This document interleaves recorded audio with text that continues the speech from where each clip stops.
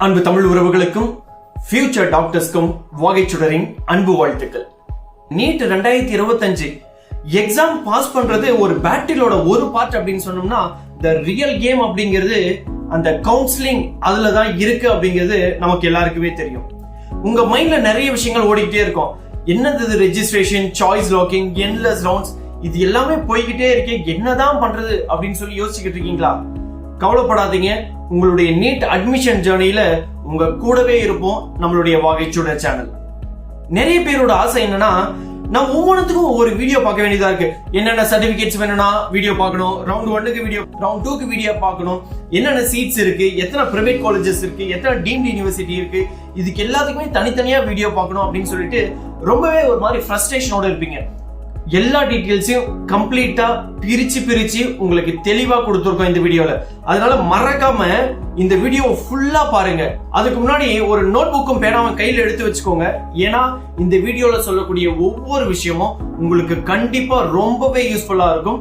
நம்மளுடைய சேனலுக்கு நீங்க புதுசா வரீங்க அப்படின்னு சொன்னா சப்ஸ்கிரைப் பண்ணிக்கோங்க. இந்த வீடியோக்கு ஒரு லைக் கொடுத்து உங்க ஃப்ரெண்ட்ஸோடையும் ஷேர் பண்ணிக்கோங்க. வாங்க வீடியோக்குள்ள போகலாம்.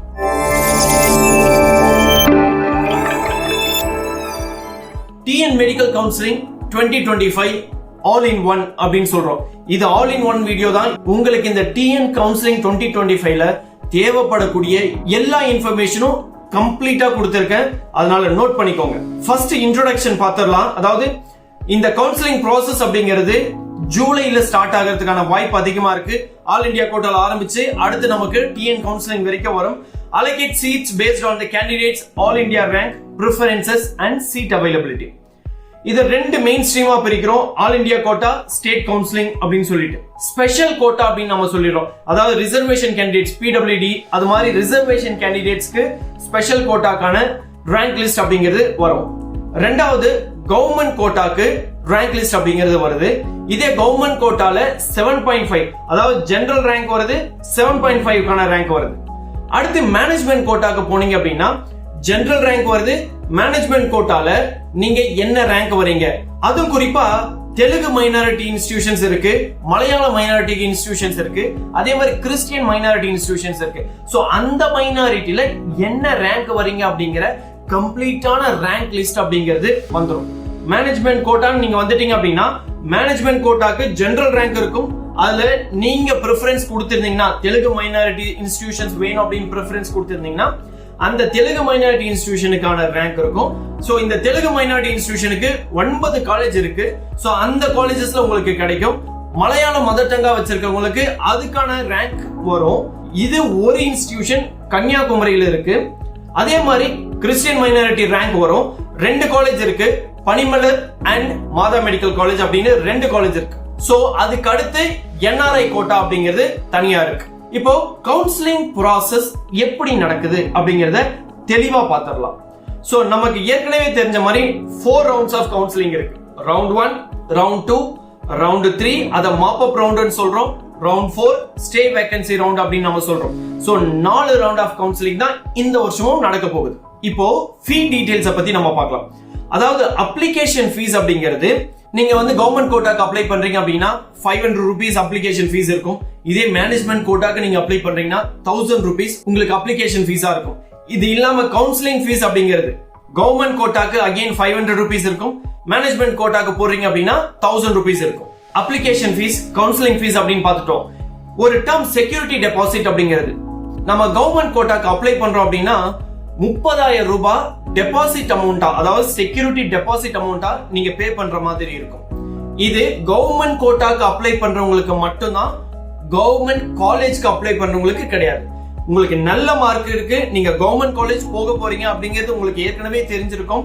அதை பத்தின டீடைல்ஸும் நம்மளுடைய சேனல்ல நம்ம வீடியோ போட்டிருக்கோம். பார்க்காதவங்க அந்த வீடியோஸை பாத்துருங்க, எவ்வளவு கட் ஆஃப்க்கு கவர்மெண்ட் காலேஜஸ் எல்லாம் கிடைக்குது அப்படின்னு சொல்லிட்டு. இப்போ பிரைவேட் இன்ஸ்டிடியூஷன்ல கவர்மெண்ட் கோட்டால நான் போய் சீட் எடுக்க போறேன் அப்படின்னு நீங்க நினைக்கிற ஆளா இருந்தா முதல்ல 30,000 ரூபாய் செக்யூரிட்டி டெபாசிட்டா கட்டுற மாதிரி இருக்கும்.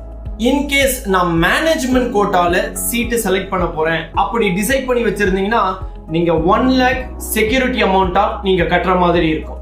இத செக்யூரிட்டி டெபாசிட் அப்படின்னு ஏன் சொல்றாங்கன்னா, அந்த சீட் செக்யூர்டா இருக்கும்.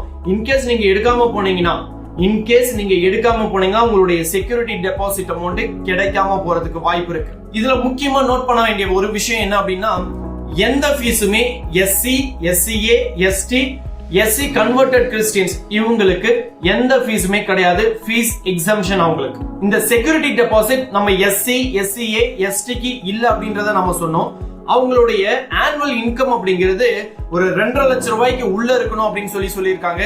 இதே எஸ்சி கன்வெர்டட் கிறிஸ்டியன்ஸா இருந்தாங்க அப்படின்னா அவங்களுடைய ஆனுவல் இன்கம் அப்படிங்கிறது 2 லட்சம் ரூபாய்க்கு உள்ள இருக்கணும் அப்படின்னு சொல்றாங்க. சோ இப்போ கவுன்சிலிங் ப்ராசஸ்ல ரவுண்ட் 1 என்ன நடக்கும், நாம என்ன பண்ணணும் அப்படிங்கறத தெளிவா பாருங்க. சோ ரவுண்ட் 1 கவுன்சிலிங்க்கு நம்ம போறோம், ஃப்ரெஷ்ஷா சாய்ஸ் ஃபில்லிங் பண்றோம். நான் விரும்பின காலேஜ் எனக்கு கிடைச்சிருச்சு. உடனே நான் என்ன பண்றேன் அப்படின்னா சீட்டை லாக் பண்றேன். சோ அலாட் பண்ணதை நான் எடுத்துக்கிட்டேன். அலாட் பண்ணதை எடுத்துக்கினதுக்கு அப்புறம் நான் என்ன பண்ணணும் அப்படின்னா, நீங்க ஆன்லைன்ல பேமெண்ட் பண்ணிடலாம். இப்ப டியூஷன் ஃபீஸ் பண்ணிடலாம். நான் கவர்மெண்ட் காலேஜ் எடுக்கிறேன்னா நம்ம 18,000 வர மாதிரி இருக்கும். அந்த 18,000 நான் ஆன்லைன்ல பே பண்ணிடலாம். இதே நான் பிரைவேட் இன்ஸ்டிடியூஷன்ல கவர்மெண்ட் கோட்டால எடுக்கிறேன் அப்படின்னு சொன்னோம்னா ஒரு 4 லட்சம் ரூபாயில இருந்து 6 லட்சம் ரூபாய் வரைக்கும் வருதுன்னு வச்சுக்கோங்க. சோ அந்த காசை நம்ம கட்டி நம்மளுடைய சீட்டை லாக் பண்ணிடலாம். இதே மேனேஜ்மெண்ட் கோட்டா அப்படின்னு சொன்னோம்னா ஒரு 13 இருந்து 16 லட்சம் ரூபாய் இது கவர்மெண்ட் ஃபிக்ஸ் பண்ண ஃபீஸ். சோ இந்த ஃபீஸை நீங்க கட்டி நீங்க உங்களுடைய சீட்டை லாக் பண்ணிடலாம். அதுக்கடுத்து நீங்க ப்ரொவிஷனல் அலாட்மெண்ட் ஆர்டரை டவுன்லோட் பண்ணிக்கலாம். அதுக்கடுத்து பண்ண வேண்டிய விஷயம் என்ன, நீங்க காலேஜ் போக வேண்டியதான். உங்களுடைய ஒரிஜினல் சர்டிபிகேட்ஸ் எல்லாம் எடுத்துட்டு போங்க, காலேஜ்ல சப்மிட் பண்ணுங்க, உங்களுடைய ப்ராசஸை கம்ப்ளீட் பண்ணுங்க. இது ரவுண்ட் 1ல நான் விருப்பப்பட்ட காலேஜ், எனக்கான காலேஜ் எனக்கு கிடைச்சிருச்சு. அதனால என்னுடைய அப்ளிகேஷன் ப்ராசஸை நான் கம்ப்ளீட் பண்ணிடுறேன் அப்படின்னு நினைக்கிறவங்களுக்கு இப்போ ஒரு 2 விஷயத்த நீங்க கம்ப்ளீட்டா நோட் பண்ண வேண்டியது இருக்கு. ஒன்னு ரீ அலாட்மெண்ட், ரெண்டாவது ஃப்ரீ எக்ஸிட். ஃபர்ஸ்ட் ரீ அலாட்மெண்ட் அப்படின்னா என்னன்றத பார்த்துடலாம். எனக்கு காலேஜ் கிடைச்சிருச்சு, நான் ஃபீஸ் கட்டிட்டேன், சர்டிபிகேட்ஸை கொண்டு போய் அந்த காலேஜ்ல நான் கொடுத்துட்டேன். பட் ஸ்டில் எனக்கு கவர்மெண்ட் காலேஜ்ல சீட் கிடைச்சிருக்கு, ஆனா நான் எதிர்பார்த்த காலேஜ் கிடைக்கல அப்படின்னு யாராச்சும் நினைச்சாங்கன்னா அவங்க என்ன பண்ணலாம் அப்படின்னா, இப்ப ரவுண்ட் 1ல எனக்கு கிடைச்ச காலேஜ் நான் ஃபீஸ் கட்டி அதை ரிசர்வ் பண்ணிட்டேன். எனக்கு இன்னும் நல்ல காலேஜ் கிடைக்குமா அப்படின்னு சொல்லிட்டு நான் ரவுண்ட் 2க்கு போகணும் அப்படின்னு ஆசைப்பட்டேன்னா நான் ரீ அலாட்மெண்ட் கொடுக்கலாம். அதனால ரவுண்ட் 1ல நான் எடுத்து வச்சிருக்க காலேஜ் எதுவுமே ஆகாது, அது அப்படியே இருக்கும். இது பேரு ரீ அலாட்மெண்ட் அப்படின்னு நம்ம சொல்றோம். ஃப்ரீ எக்ஸிட் அப்படின்னா என்ன? ஃப்ரீ எக்ஸிட் அப்படின்னா இந்த ரவுண்ட் 1ல எனக்கு அலாட் பண்ண காலேஜ் எனக்கு கம்ப்ளீட்டா சாட்டிஸ்ஃபைடாவே இல்ல. சோ நான் என்ன பண்றேன்னா எனக்கு அடுத்த ரவுண்டுக்கு போகணும் அப்படின்னு ஆசைப்படுறேன். அதனால நான் ஃப்ரீ எக்ஸிட் கொடுத்து நான் ரவுண்ட் 2க்கு போயிடலாம். சோ இதுதான் ஃப்ரீ எக்ஸிட் அப்படிங்கிறது. அடுத்து ரவுண்ட் 2 அப்படிங்கிறது என்னன்னு பார்க்கலாம். ஒரு விஷயத்தை நம்ம புரிஞ்சுக்கணும், ஒவ்வொரு ரவுண்டுமே ஒரு ஃப்ரெஷ்ஷான சாய்ஸ் ஃபில்லிங் தான். நான் அதுல எடுத்தேன் இதுல எடுக்கல அப்படிங்கறதெல்லாம் கிடையாது. ஒவ்வொரு ரவுண்டுமே ஃப்ரெஷ்ஷான சாய்ஸ் ஃபில்லிங். அதனால புதுசா நீங்க சாய்ஸ் ஃபில்லிங் பண்ற மாதிரி இருக்கும். இப்போ இதுல என்ன இருக்கும் அப்படின்னா, முதல் ரவுண்ட்ல எடுத்துட்டு விட்ட மீதி சீட்ஸ் எல்லாமே நமக்கு ரவுண்ட் 2ல இருக்கும். இன்கேஸ் ஒரு சிலர் எனக்கு வேணாம் அப்படின்னு சொல்லிட்டு ரெலிங்விஷ் பண்ணியிருக்காங்க அப்படின்னா ரவுண்ட் 2லயும் அந்த சீட்ஸ் இருக்கும். சோ அந்த சீட்ஸை நீங்க என்ன பண்ணலாம் அப்படின்னா ரவுண்ட் 2ல நீங்க செலக்ட் பண்ற மாதிரி இருக்கும். இப்போ ரீ அலாட்மெண்ட்ஸ் கேண்டிடேட்ஸ் இருக்காங்க இல்லையா, ரவுண்ட் 1ல எனக்கு ரீ அலாட்மெண்ட் கொடுங்க அப்படின்னு சொல்லிட்டு ரீ அலாட்மெண்ட் கேண்டிடேட்ஸ் இருக்காங்க இல்லையா, அவங்களும் இந்த ரவுண்ட் 2க்கு வருவாங்க. இது வரைக்கும் அசைனே ஆகாதவங்க, எனக்கு சீட்டே அலாட் ஆகாதவங்களும் இந்த ரவுண்ட் 2ல இருப்பாங்க. இப்போ உங்களுக்கான சீட் அலாட் ஆகுது. சீட் அலாட் ஆனதும் என்ன பண்றீங்க, எனக்கு பிடிச்ச காலேஜ் வந்துருச்சு, நான் என்ன யோசிச்சுட்டு போனோம் அந்த காலேஜே எனக்கு கிடைச்சிருச்சு, ஐ அம் சாட்டிஸ்ஃபைட். உடனே நீங்க என்ன பண்ணணும், ஏற்கனவே ரவுண்ட் 1ல பண்ண மாதிரி பேமெண்ட் பண்ணணும். உங்களுடைய அலாட்மெண்ட் சீட் ஆர்டரை எடுத்துக்கிறீங்க, காலேஜ் போறீங்க, உங்களுடைய ஒரிஜினல் சர்டிபிகேட்ஸ் எடுத்துட்டு போறீங்க, கொண்டு போய் கொடுக்குறீங்க. சோ இத கொடுத்துட்டு உங்களுடைய ப்ராசஸை கம்ப்ளீட் பண்றீங்க. இப்போ ரீ அலாட்மெண்ட்ல வந்தாங்க பாருங்க, அவங்க என்ன பண்ணணும், நீங்க இந்த ரவுண்ட் 2ல நீங்க எதிர்பார்த்த காலேஜ் உங்களுக்கு கிடைச்சிருச்சு அப்படின்னா நீங்க என்ன பண்ணணும் அப்படின்னா, ரவுண்ட் 1ல நீங்க போய் காலேஜ்ல சர்டிபிகேட்ஸ் எல்லாம் நீங்க கொடுத்துட்டு வந்திருப்பீங்க. சோ அந்த காலேஜ் போயிட்டு சர்டிபிகேட்ஸ் எல்லாம் கலெக்ட் பண்ணி வந்து நீங்க ரவுண்ட் 2ல எடுத்த காலேஜுக்கு நீங்க சப்மிட் பண்ணிடுங்க. இது ரவுண்ட் 2ஓட ப்ராசஸ். இதுல 2 விஷயம், அகைன் ரீ அலாட்மெண்ட், ஃப்ரீ எக்ஸிட். மூணாவது ஒரு விஷயம் இருக்கு, வித்ட்ரா பண்ணிக்கிறேன் அப்படிங்கிறது, இல்ல நான் ரிசைன் பண்ணிடுறேன் அப்படின்னு சொல்றது. சோ ஃப்ரீ எக்ஸிட் அப்படின்னா எனக்கு ரவுண்ட் 2ல நான் எதிர்பார்த்த காலேஜ் கிடைக்கல, அதனால நான் ஃப்ரீயா எக்ஸிட் பண்ணி நான் ரவுண்ட் 3க்கு போயிடுறேன் அப்படின்னு நீங்க சொல்லிடலாம். இல்லனா ரவுண்ட் 2ல எனக்கு கிடைச்ச காலேஜ் எனக்கு ஓகே தான், நான் வாங்கிக்கிட்டேன், பட் ஸ்டில் நான் ரவுண்ட் 3க்கு போய் எனக்கு வேற ஏதாச்சும் நல்ல காலேஜ் கிடைக்குதா அப்படின்னு சொல்லி பாக்குறேன் அப்படின்னு சொல்லியும் நீங்க ரீ அலாட்மெண்ட்டும் நீங்க பண்ணலாம். ஆனா இங்க ஒரு விஷயம் நடக்கும், அதாவது நான் வித்ட்ரா பண்ணிக்கிறேன் இல்ல ரிசைன் பண்ணிடுறேன் அப்படிங்கிற ஒரு கான்செப்ட் இந்த ரவுண்ட் 2ல வந்து நம்ம டிஸ்கஸ் பண்றோம். என்ன அப்படின்னா, நான் ரவுண்ட் 3க்கு போறதுக்கு முன்னாடி, ரவுண்ட் 3க்கு நான் போறதுக்கு முன்னாடி நான் ரிசைன் பண்ணிடுறேன், எனக்கு எம்பிபிஎஸ்ஏ வேணாம், நான் இன்ஜினியரிங் போயிடுறேன் அப்படின்னு யாராச்சும் முடிவு பண்றவங்க இருந்தா அவங்க என்ன பண்ணலாம்னா, ரவுண்ட் 3 ஸ்டார்ட் ஆகிறதுக்கு முன்னாடியே நீங்க ரிசைன் பண்ணீங்க அப்படின்னா நீங்க கட்டின டெபாசிட் அமௌண்ட் அப்படிங்கிறது உங்களுக்கு ரிட்டர்ன் வந்துடும். 30,000 கட்டியிருந்தீங்கன்னா நீங்க இந்த எந்த அக்கௌண்ட்ல இருந்து டிரான்ஸ்பர் பண்ணீங்களோ அதே அக்கௌண்ட்டுக்கு டிரான்ஸ்பர் ஆயிடும். இல்ல 1 lakh கட்டியிருந்தீங்கன்னா அந்த 1 lakh அப்படிங்கிறது உங்களுக்கு திரும்பி வந்துடும். இது ரிசைனிங் அப்படின்னு. ஒன்ஸ் ரவுண்ட் 3 ஸ்டார்ட் ஆயிடுச்சு அப்படின்னா அதுக்கு மேல உங்களால ரிசைனோ வித்ட்ராவோ பண்ண முடியாது. அப்படி பண்ணணும்னு நீங்க நினைச்சீங்கன்னா உங்களுக்கு 10 லட்சம் ரூபாய் ஃபைன் போடுவாங்க. மோஸ்ட்லி யாரும் பண்ண மாட்டாங்க. அப்படி பண்ற மாதிரி ஒரு சூழ்நிலை வருது அப்படின்னு சொன்னா ரவுண்ட் 3 ஸ்டார்ட் ஆகிறதுக்கு முன்னாடியே நீங்க அந்த வேலையை செஞ்சிடணும். அடுத்து ரவுண்ட் 3னா என்ன, இந்த மாப் அப் ரவுண்ட்ல என்ன நடக்கும்? சோ இந்த ரவுண்டை பொறுத்த வரைக்கும் நீங்க கம்பல்சரி ஜாயின் பண்ண வேண்டிய ரவுண்டு. ஏன்னா இதுக்கு மேல உங்களுக்கு வந்து ஃப்ரீ எக்ஸிட் அப்படிங்கறதெல்லாம் கிடையாது. உங்களுக்கு இந்த ரவுண்ட்ல எந்த காலேஜ் கிடைக்குதோ அந்த காலேஜ்ல நீங்க போய் ஜாயின் பண்ண வேண்டியதுதான். இந்த ரவுண்ட்ல உங்களுக்கு சீட் அலாட் ஆகுது. இந்த அலாட் ஆன சீட்டை நீங்க எடுத்துக்கிட்டு அந்த காலேஜ்ல போய் ஜாயின் பண்ண வேண்டியதுதான். இப்போ ஒரு கேண்டிடேட் எனக்கு ரீ அலாட்மெண்ட் கொடுத்துட்டு வந்திருப்பாங்க. ரவுண்ட் 2ல ஒரு காலேஜ் எடுத்திருப்பாங்க, ஆனா எனக்கு பிடிக்கல, நான் ரவுண்ட் 3ல எடுக்கிறேன் அப்படின்னு சொல்லிட்டு வந்திருப்பாங்க. ரவுண்ட் 3ல காலேஜ் அலாட் ஆனதுக்கு அப்புறம் எனக்கு ரவுண்ட் 3ல இருக்கிற காலேஜ் எனக்கு பிடிக்கல, அதனால நான் ரவுண்ட் 2ல இருக்கிற காலேஜை எடுத்துக்கிட்டோமானா வராது, உங்களுக்கு கிடைக்காது. ரவுண்ட் 3ல என்ன காலேஜ் உங்களுக்கு அலாட் ஆச்சோ அந்த காலேஜ் தான் நீங்க எடுக்கணும். இன்கேஸ் எனக்கு அந்த காலேஜ் வேணாம் அப்படின்னு சொல்லி நீங்க முடிவு பண்ணி இல்ல என்னால அந்த காலேஜ் எடுத்துக்க முடியாது அப்படிங்கிற மென்டாலிட்டி உங்களுக்கு வருதுன்னா அகைன் 10 lakh rupees நீங்க ஃபைன் கட்டுற மாதிரி இருக்கும். நீங்க கொடுத்த செக்யூரிட்டி டெபாசிட் வராது.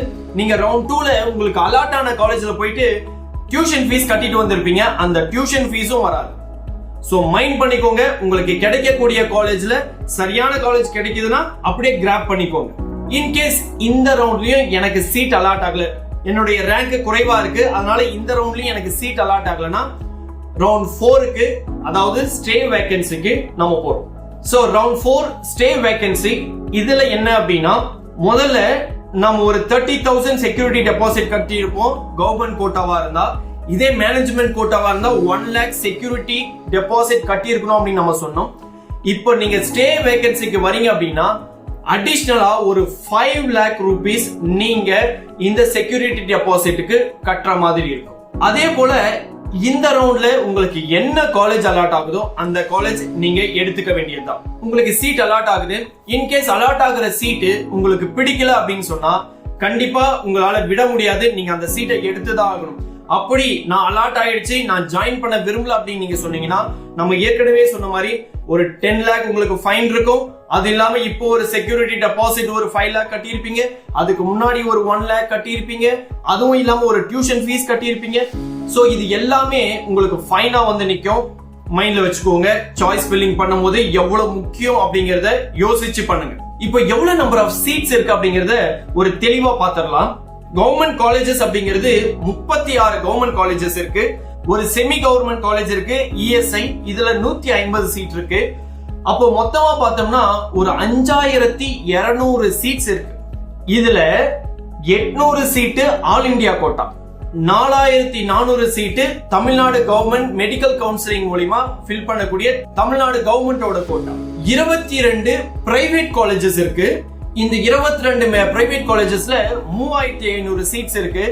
இதுல ஒரு 50% மேனேஜ்மெண்ட் கோட்டா இருக்கும், ஒரு 50% அப்படிங்கிறது கவர்மெண்ட் கோட்டா இருக்கும்.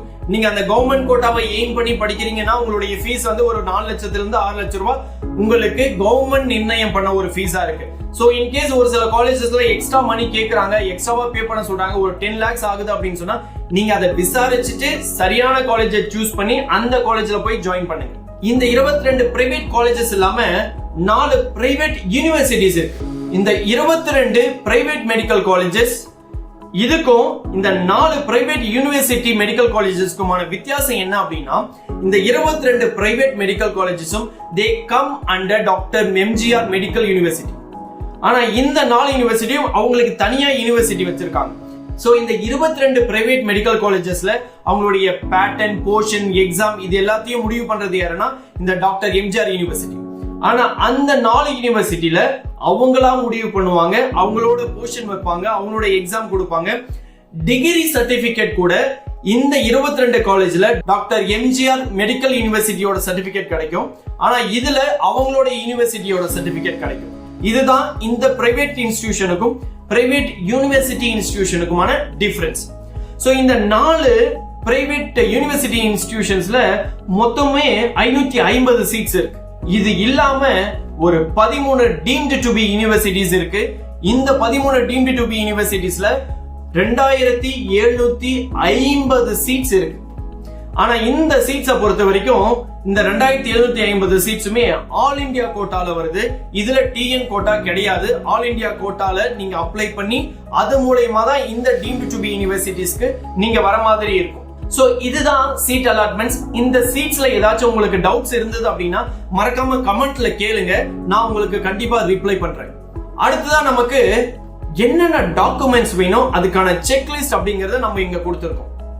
நீங்க வழக்கமா வாங்குற மாதிரி 10th 12th மார்க் ஷீட் வாங்கிக்கோங்க. உங்களுடைய ஸ்கூல்ல இருந்து டிசி வாங்கிக்கோங்க. அடுத்து போனஃபைட் சர்டிபிகேட், அதாவது 6வதுல இருந்து 12வது வரைக்கும் நீங்க தமிழ்நாட்டில் இருக்கக்கூடிய ஸ்கூல்ல தான் படிச்சீங்க அப்படிங்கிறதுக்கு ஒரு போனஃபைட் சர்டிபிகேட் வாங்கிக்கோங்க. இன்கேஸ் நான் வேற ஸ்கூல்ல படிச்சிருக்கேன் அப்படின்னா எல்லா ஸ்கூல்லயும் நீங்க போனஃபைட் சர்டிபிகேட் வாங்குற மாதிரி இருக்கும். சோ அந்த ஸ்கூல்ஸ்ல எல்லாம் போய் போனஃபைட் சர்டிபிகேட் வாங்கிட்டு வந்து நீங்க ஃபைல் பண்ணி வச்சுக்கோங்க. அடுத்ததா கம்யூனிட்டி சர்டிபிகேட். இந்த கம்யூனிட்டி சர்டிபிகேட்ல நீங்க நோட் பண்ண வேண்டிய ஒரு விஷயம் இருக்கு. ஏன்னா இந்த கம்யூனிட்டி சர்டிபிகேட் உங்களோடது, அதாவது ஸ்டூடெண்டோடது மட்டும் இல்லாம பேரண்டோடதும் இருக்கணும். அதாவது ஃபாதர் அல்லது மதரோட கம்யூனிட்டி சர்டிபிகேட்டையும் நீங்க ப்ரொடியூஸ் பண்ற மாதிரி இருக்கும். சோ இது மட்டும் இல்லாம உங்களுடைய பர்த் சர்டிபிகேட், நீட்டோட அட்மிட் கார்டு, ஒரு பாஸ்போர்ட் சைஸ் போட்டோ, ஒரு 8 போட்டோ ரெடியா வச்சுக்கோங்க. அது மட்டும் இல்லாம நம்ம சொன்ன இந்த டாக்குமெண்ட்ஸ் எல்லாத்தையும் ஒரு 5 செட்ஸ் ஜெராக்ஸ் போட்டுக்கோங்க. ஏன்னா எத்தனை காப்பீஸ் காலேஜ்ல கேக்குறாங்க அப்படின்றது நமக்கு தெரியாது. இன்கேஸ் 2 கேட்டாங்கன்னா 2 கொடுங்க, 3 இல்ல 5 கேட்டாங்கன்னா நீங்க 5 செட் போட்டு வச்சுக்கோங்க.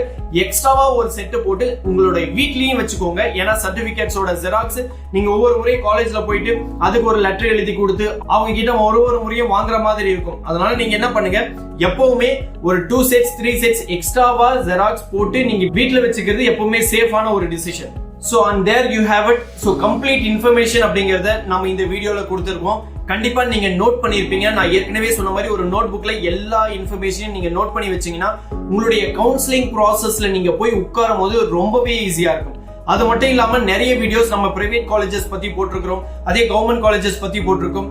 அடுத்து private colleges, deemed to be university colleges அப்படிங்கிற இந்த ஒரு டிஃபரன்ஸ்ல நம்ம வீடியோ போடுவோம். அதனால நம்ம சேனல்ல வரக்கூடிய எல்லா வீடியோஸையும் நீங்க பார்க்கணும் அப்படின்னு நினைச்சீங்கன்னா, நம்ம சேனலுக்கு நீங்க புதுசா இருந்தீங்க அப்படின்னா மறக்காம நம்ம சேனலை சப்ஸ்கிரைப் பண்ணி வச்சுக்கோங்க. கண்டிப்பா நம்ம போடக்கூடிய எல்லா வீடியோஸும் நீங்க அட்மிஷன் ப்ராசஸ் முடிச்சு காலேஜ்ல போய் சேரத்துக்கு கண்டிப்பா பயனுள்ள வகையில இருக்கும். அதே மாதிரி இந்த வீடியோக்கு ஒரு லைக் போட்டு உங்க ஃப்ரெண்ட்ஸோட இந்த யூஸ்ஃபுல்லான இன்ஃபர்மேஷனை ஷேர் பண்ணிக்கோங்க. If you still have questions, drop it in the comment. As soon as possible உங்களுக்கு நம்ம வாகைச்சூட சேனல்ல இருந்து ரிப்ளை வரும். நீங்க ஆசைப்படக்கூடிய ட்ரீம் காலேஜ்ல உங்களுடைய ட்ரீமா இருக்கக்கூடிய இந்த டாக்டர் அப்படிங்கிற ஒரு நோபல் ப்ரொஃபஷனை எடுத்து உங்களுடைய வாழ்க்கையில சாதிக்க வாகைச்சூடரின் வாழ்த்துக்கள். அடுத்த வீடியோவில் சந்திப்போம். Until then, bye from வாகைச்சூடர். Thank you.